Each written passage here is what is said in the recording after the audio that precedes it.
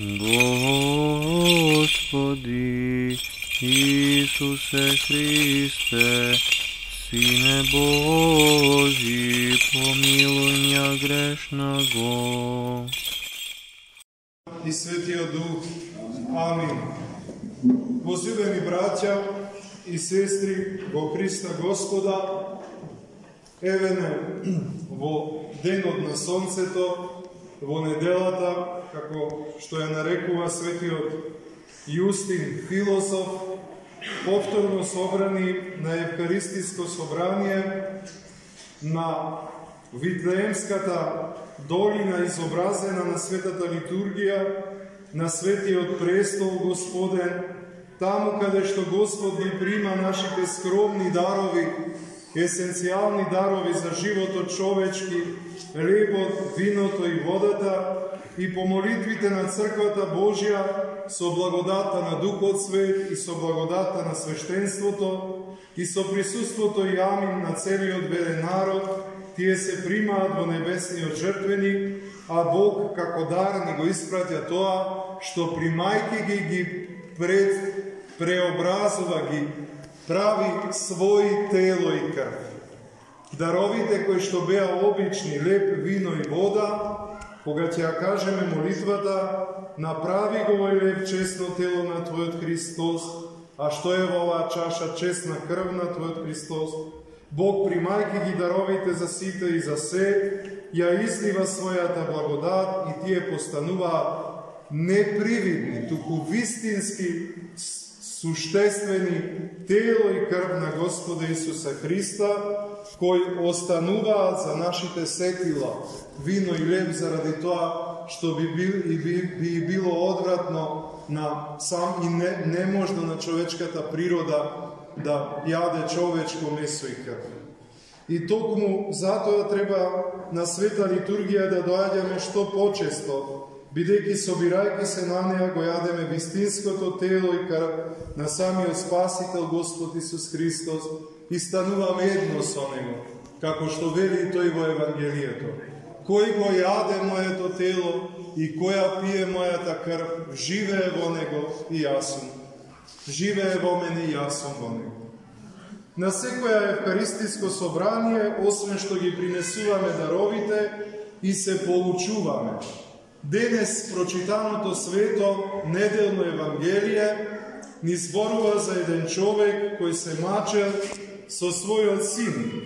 Неговиот син било она што кај народот е познато како месечарство, односно кога човек во сон, во полусвесна состојба се движи и во таа состојба најмногу може да си наштети на себе си, а потоа може да им наштети и на другите.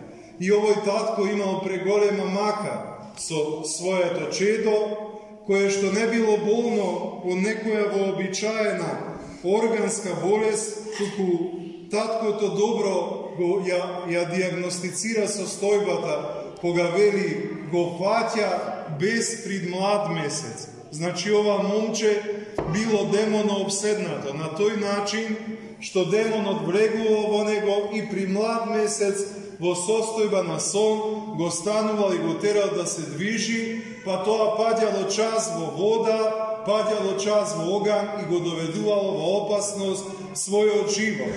И таткото слушнал за Христа, меѓутоа интересно е да кажеме дека Христос не го нашол. А не го нашол, ако се сеќавате ова Евангелие, ми се чини се читаше во некои од неделите и на Великиот пост, настано на преображение, кој што ни престои да го празнуваме на 19, односно на 6 август во сабота, се случил токму во периодот пред страдањата Христови.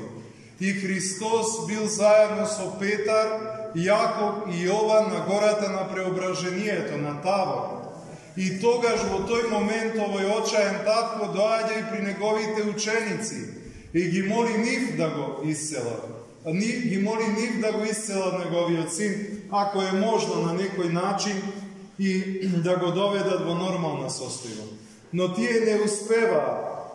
Кога Христос сега интересно е исто така да се напомене зошто ovoj praznik bil predstradanjata Hristovi, a je prefarlen bo letni period, zaradi toga što je golem Gospoden praznik, a bilo vreme na veliki odpost, i sotace je izzemen od veliki odpost i je staven bo letoto. No potom, spored božestvenata promisla, je ustanoven bogorodični odpost i taka pak ovoj praznik se padjavo posete. Imeno koga Gospod došao od gorata na preobraženje, to Tavor, ovoj tatko povtor nudi pri Gospoda i mu veli: go dovedo pri tvojite apostoli, no tije ne može da go isela. A Hristos odgovara na to: o rode neveren, do koga će bidam so vas, do koga će ve trpati. Postavuvajki, a na toj način osnovnata dijagnoza zašto apostolite ne može da go isela. Zato što nema vera.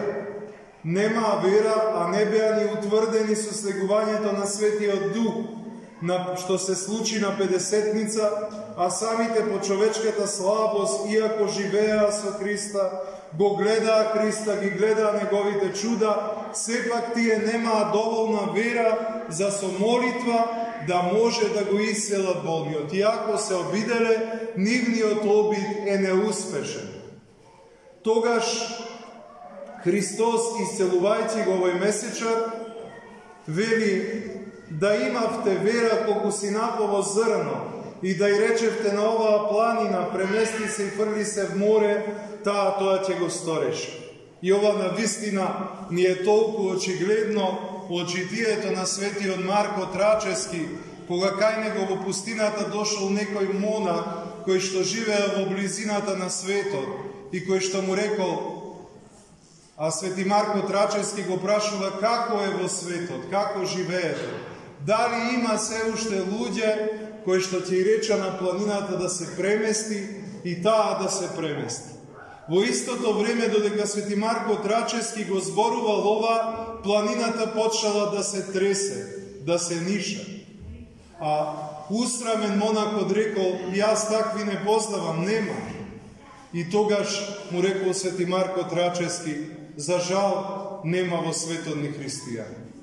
Od ovoj dijalog možeme da je vidime našата totalna padnatost i ničkosanost, bidejki kako i apostolite togaž, така i kajna сега postoji obilen nedostatok na vera vo Boga i zaradi toa vo mnogu raboti nije kako apostolite ne sme uspešni.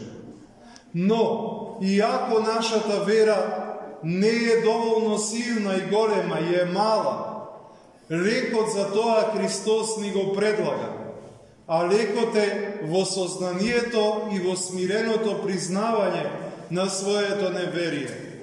Kako što mu veli stotnikom na Gospoda: Gospodi, pomogni mu na mojeto neverije. Smireno ispovedanje na slabata vera. Znači, smirenijeto je prvi i osnovni odlek za sebe. Najčesto, poradi našata gordost, poradi našето prevoznesuvanje, blagodata Božja ne može da dejstvuva vo nas. Бидейки ние сите дарови што ги имаме, се дарови кои што ни се дадени од благодата Божја, а не се дарови кои ние со својата сила сме ги стекнали и ги имаме. Секогаш кога покажуваме несмирение, односно кога ќе помислиме дека имаме голема вера, дека сме близко до Господа, како што и апостолите мислеле во тоа време, секогаш кога тоа ќе го помислиме, се покажува нашето неверие, нашата слабост.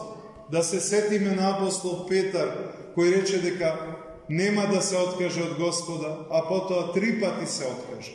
Човечката природа е слаба, изнемоштена, неверна, и тоа Господ го знае, и непостојана и колеблива, но веднаш потоа ни го предлага леко. Значи, прво, смирено признавање на нашето неверие и немоќ, а второ, овој род се истерува со пост и молитва. Ако сакаме да придобиеме вера, да придобиеме љубов, да придобиеме добродетели, тогаш тоа ќе го направиме со овие 2 методи на црквата, а тоа се исцелителни методи, а тоа се постот и молитвата. И затоа постот и молитвата се две основни, белодробни крила на христијанскиот, христоцентричен начин на живот. Ако нив ги одземеме, христијанството би се сторило празна философија. Протестантските секти и христијаните од протестантско потекло така го минимизираат, ја минимизираат аскезата и гледаме на што личи нивната заедница. Во таа смисла, постот и молитвата го преобразуваат човекот. Постот на тој начин што човечкото тело ослабува од страстите што ги има, ги смирува. Сите ние забележуваме како после 2-3 дена пост ние сме поинакви. Во нас има помалце страст, икон оговарање, икон озборување, икон лутина, икон гнев, икон бес, ослабуваат целокупно и душевните и телесните страсти. И тогаш човекот, кога ќе се испразни од себе си, може да го прими Бога. Дополнително на тоа е молитвата која представува непрестајно сеќавање и призивање на името Божие. И кога овие две методи ќе ги примениме, и значи три односно, смирението и смиреното исповедање на своите гревови, постот, молитвата и на крајот како круна на сеучеството во литургискиот живот, каде што самиот Господ Христос ни го предава своето собствено тело и крв, на таков начин ние полека, постепено, бавно, не магиски, во црквата не постои ништо магиско, ништо што е со апче, не постои апче за обожување. Значи, бавно и постапно го осветуваме целокупниот живот наш, односно почнува и верата да расте, и љубовта да расте, и ја надминуваме на тој начин состојбата на неверие, не на некој друг начин. И тогаш, кога Господ ќе го види нашето смирение, нашиот труд, кога верата ќе ни ја разлиста, тогаш и ние ќе можеме во име Христово да дејствуваме. И сите да препознаат дека нашите дејства се Христови дејства, дејства на Светиот Дух. Тоа во животот човечки, кај некои што се многу ревностни, се случува уште од младоста. Светиот старец Порфири Кавсокаливицки е пример за таков живот и за такви дарови од Бога. Кај некого тоа се случува подоцна, кај некого на крајот на животот се случува обожувањето. Во предсмртниот час, како што се случи и со разбойникот на крстот, со еден збор. А кај некој пак, и тука јас ќе се согласнам со отец Јован Романидис, кој е најдобриот представник на отечкото богословие во денешницата.